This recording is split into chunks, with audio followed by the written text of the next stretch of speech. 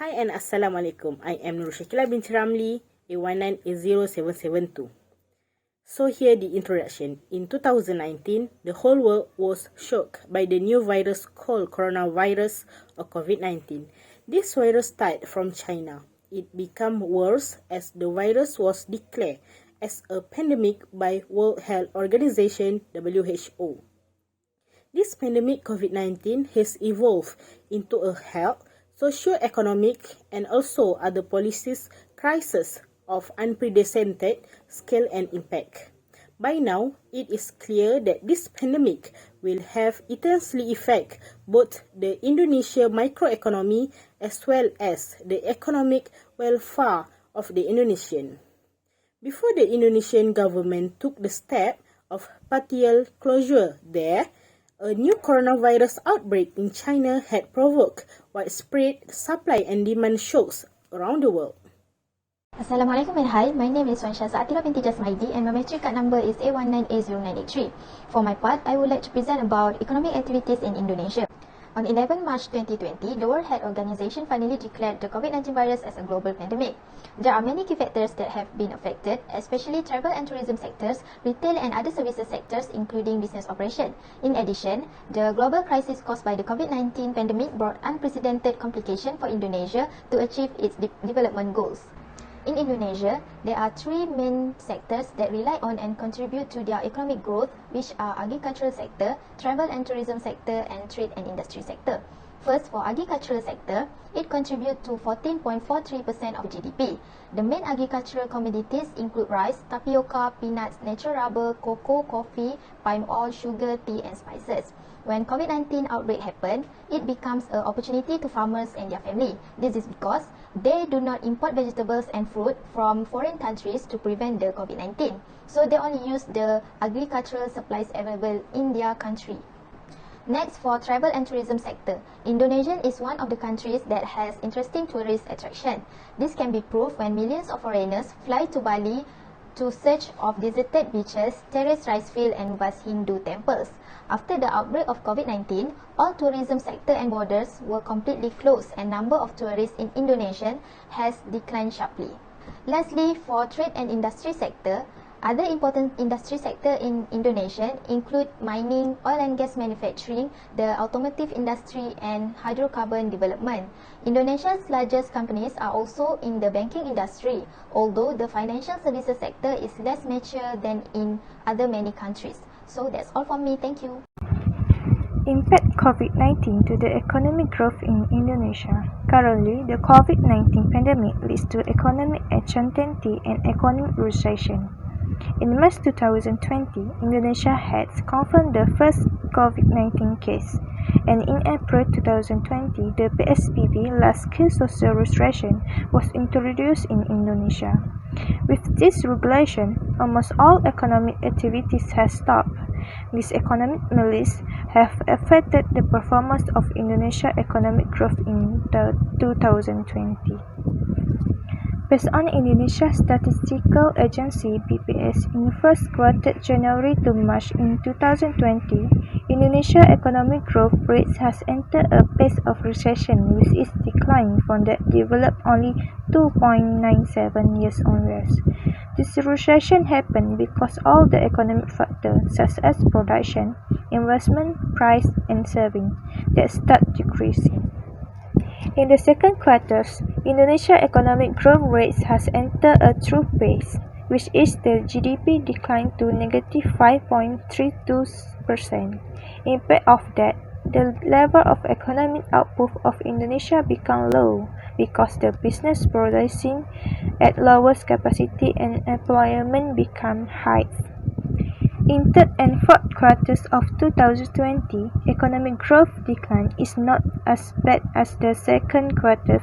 It entered the recovery phase, which is contracted by negative 3.49% and negative 2.19% year-on-year. In the recovery phase, consumers increase their rates of the consumption, then will result to increases in employment level, output, income, wages, price, and profit. As a result, the demand for consumer products in Indonesia increase.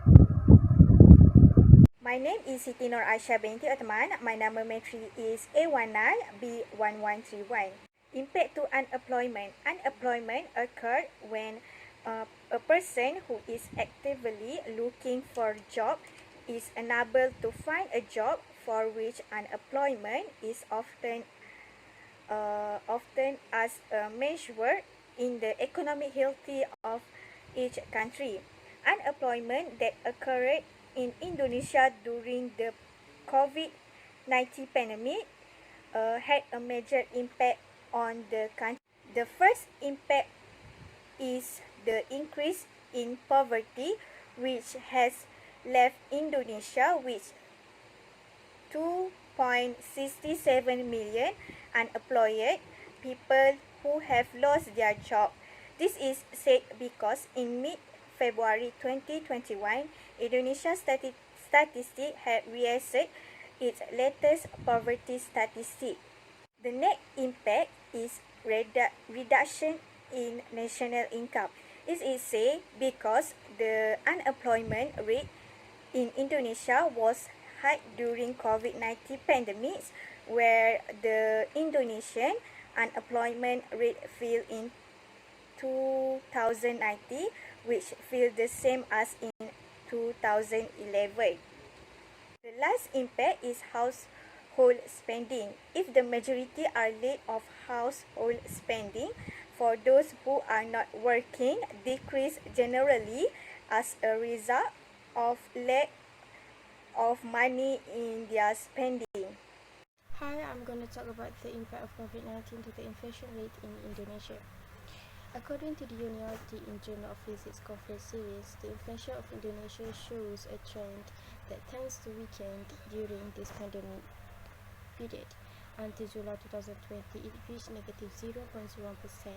The people's weak purchasing power has lowered the inflation rate. COVID-19 pandemic has changed the trend of inflation in Indonesia. Until July 2020, the inflation trend showed a pattern not in line with the trend in 2019. It can be seen from the data in July 2020, where there was inflation of minus 0.1% or deflation. This deflation occurred 2 months after the Ramadan period, which ended in May 2020, in contrast to the 2019 trend where deflation occurred in the 3rd month after Ramadan. This change in inflation trend was caused by an increase in layoffs and the existence of a work scheme to become work from home, which in turn had an impact on decreasing demand.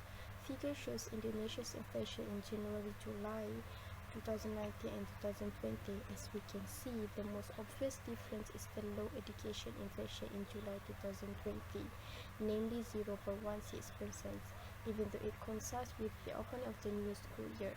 Apart from education, changes in inflation patterns are also evident in the food, beverage, and tobacco categories, which experienced deflation of 0.73%. Likewise, the foodstuff category experienced deflation of 1.06%. It happened because of the fall in the prices of some food commodities. On the other hand, the highest contributor to inflation in July 2020 was expenditure on personal care and other services amounting to 0.93%. Also, an increase in gold prices, one of which we can be seen from the rise in Anthem's gold price, because people choose to invest in assets that are considered safer for inflation and their decline in currency values. That's all from me. Thank you. Hello, my name is SYAMHUDI bin HAFIFUDIN, A19A1138. Today I want to talk about the impact of COVID-19 to the economic activities in Indonesia. The pandemic of COVID-19 has made a big impact to the economic activities in Indonesia. Firstly, the impact of COVID-19 to the transportation sector. A study by the 10th November Institute of Technology in Surabaya shows that Indonesia's sea transportation sector has recorded 12.2 trillion rupiah in output losses in the first half of the year. This is due to the drop in passenger demand as a result of government restriction movement. Other than that, the ministry imposed the travel ban, which in response in attempt to stop the COVID-19 from being spread. As we can see, Bali is highly dependent on its tourism sector, and the tourists use the sea transport to go to the Bali. Therefore, the decline in the sector caused the island face losses in the regional GDP, making it the worst affected province. Next is the impact of COVID-19 to the manufacturing sector. Indonesia's manufacturing activity has shown signs of improvement since February, but risks remain as the COVID-19 cluster emerged in factories and industrial areas. The index had recorded its worst decline in the survey's 9-year history, and it fell to 37.7 in April from 45.3 in March, as the coronavirus containment measures forced factories to shut down their operation, and this will lead to the growth in unemployment in the sectors. Rising unemployment, along with the need to maintain social distancing, might pose a threat to the sustainability to the manufacturing activities. Lastly, the impact of coronavirus to the tourism sector. As the first half of 2020, the tourism industry in Indonesia suffered a loss of around 85 trillion rupiah in tourism revenue. All the destinations that being tourism are required to limit their number of visitors. This is because to curb the spread of the coronavirus. For example, Taman Mini Indonesia Indah (TMII) in East Jakarta recorded a total of around 23,000 visitors on Friday, and the theme park spokesperson Adi Widodo said the figure was still below the 30% capacity. That's all from me. Thank you. Assalamualaikum and hi, my name is ISKANDAR bin FADLUN, matrix number A19800X0. Now, I want to explain about economic policies implementation, which divided by fiscal policy and monetary policy. Firstly is fiscal policy. Fiscal policy is the use of government revenue collections such as taxes and expenditure as well to influence a country's economy. Fiscal policy is based on the theories of the British economist John Maynard Keynes, whose Keynesian economics theorized that government change in the level of taxation and government spending influence aggregate demand and the level of economic activity. So, Indonesia has used expansionary to reduce the rate of recession in their country. In terms of fiscal policy, the Indonesia government has faced challenge in increasing the driving force. So, there is a need for fiscal prudence in the short term, especially in spending and debt management, in order to maintain health of Indonesia's fiscal health. Next is monetary policy. Monetary policy is a modification of the supply of money, such as decreasing the money supply by changing interest rates. An expansionary policy maintains short-term interest rate at lower than usual rate or increases the total supply of money in the economy more rapidly than usual. It is traditionally used to try to reduce unemployment during a recession, just like current pandemic COVID-19 that has been faced by all over the world, especially Indonesia. Indonesia Monetary Policy Meeting held on 24 until 25 May of 2020. Bank Indonesia (BI) made decision to maintain its accommodative stance by driven by its commitment to support economic momentum amid elevated new COVID-19 infection. This is for to strengthening rupiah value. Thank you. In conclusion, it is clear and proven that COVID-19 has adversely affected various activities and also brought negative effect on Indonesia. Among the activities affected were economic activities and also had a negative impact on economic growth, employment, inflation, and eco-activities. This view of COVID-19 could damage the Indonesian economic. GDP levels could fall further, especially when Indonesia is not immune to the global recession.